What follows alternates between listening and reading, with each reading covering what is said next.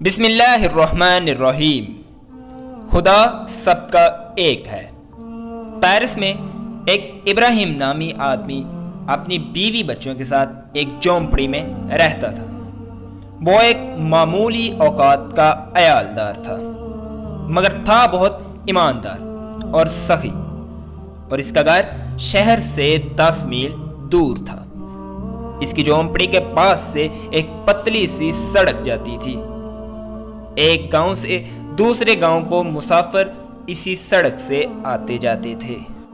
راستے میں آرام کرنے کے لیے اور کوئی جگہ نہ ہونے کی وجہ سے مسافروں کو ابراہیم کا دروازہ کھٹکھٹانا پڑتا تھا۔ ابراہیم ان کی مناسب خاطرداری کرتا۔ مسافر ہاتھ منہ دھو کر جب ابراہیم کے گھر والوں کے ساتھ کھانے بیٹھتے تو کھانے سے پہلے ابراہیم ایک چھوٹی سی دعا پڑھتا اور خدا کا اس کی مہربانی کے لیے شکریہ ادا کرتا۔ بعد میں باقی سب آدمی بھی اس دعا کو دہراتے۔ مسافروں کی خدمت کا یہ سلسلہ کئی سال تک جاری رہا، لیکن سب کے دن سدا ایک جیسے نہیں رہتے۔ زمانے کے پھیر میں پڑ کر ابراہیم غریب ہو گیا۔ اس پر بھی اس نے مسافروں کو کھانا دینا بند نہ کیا۔ وہ اور اس کے بیوی بچے دن میں ایک بار کھانا کھاتے اور ایک وقت کا کھانا بچا کر مسافروں کے لیے رکھ دیتے۔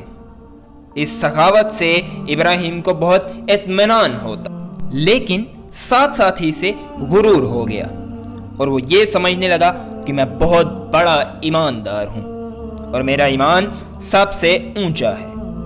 ایک دن دوپہر کو اس کے دروازے پر ایک تھکا ماندہ بوڑھا آیا۔ وہ بہت ہی کمزور تھا، اس کی کمر کمان کی طرح جھک گئی تھی۔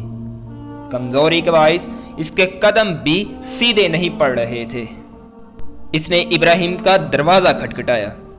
ابراہیم اسے اندر لے گیا اور آگ کے پاس جا کر بٹھا دیا۔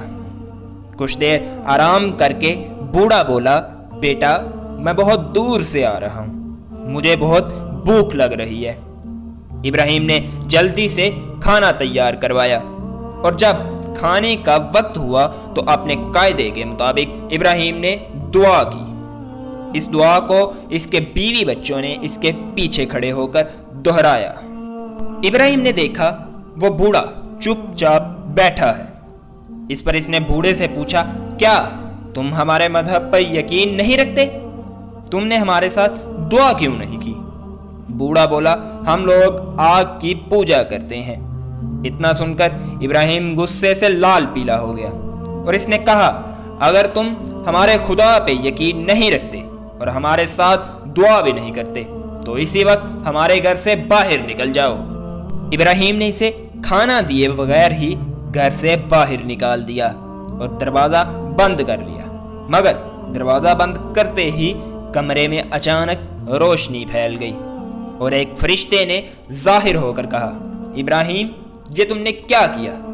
یہ غریب بوڑھا 100 سال کا ہے، خدا نے اتنی عمر تک اس کی دیکھ بھال کی، اور ایک تم ہو جو خود کو خدا کا بندہ سمجھتے ہو اور اس پر بھی اسے ایک دن کھانا نہیں دے سکے، صرف اس لیے کہ اس کا مذہب تمہارے مذہب سے الگ ہے۔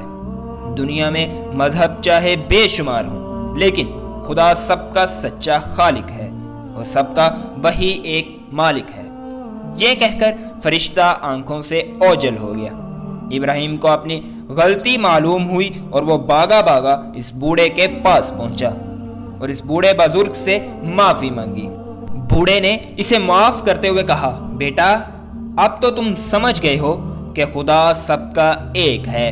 یہ سن کر ابراہیم کو بہت تعجب ہوا، کیونکہ یہی بات اس سے فرشتے نے بھی کہی تھی۔